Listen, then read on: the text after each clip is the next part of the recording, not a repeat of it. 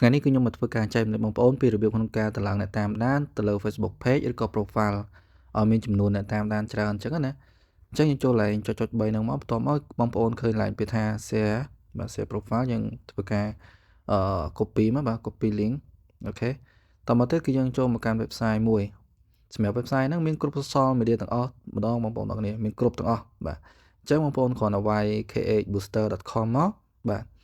អញ្ចឹងបងប្អូនវាយតែប៉ុណ្្នេះបាទ khbooster.com នៅក្នុងហ្នឹងគឺមានសេវាកម្មជាច្រើនមានទាំង TikTok មានទាំង Facebook មានទាំង YouTube Instagram Telegram ក្នុងមានច្រើនអញ្ចឹងអាហ្នឹងគឺយើងមកធ្វើការតម្លើងចំនួនតាមដានអញ្ចឹងយើងចុច follow ហើយ category គឺយើង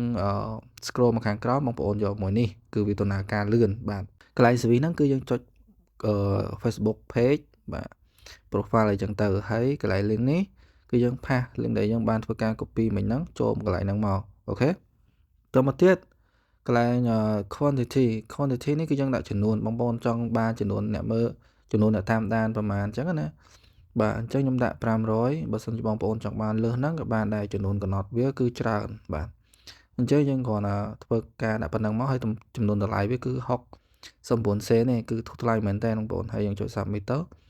បាទចុច submit ទៅអញ្ចឹងវាកំពុងតែដំណើរការហើយបាទអូខេយើងរងចាំតិចអញ្ចឹងមកដល់កន្លែងនេះគឺវាកំពុងតែ processing អញ្ចឹងបងប្អូនអាចរងចាំតិចទៅបាទសម្រាប់សេវាកម្ម Facebook គឺវារៀងយូរជាង TikTok បាទតែតោះនឹងការដាក់លុយគឺយើងចូលពាក្យថា deposit កន្លងមកនេះគឺយើងដាក់$5មកបើសិនជាយើងធ្វើការ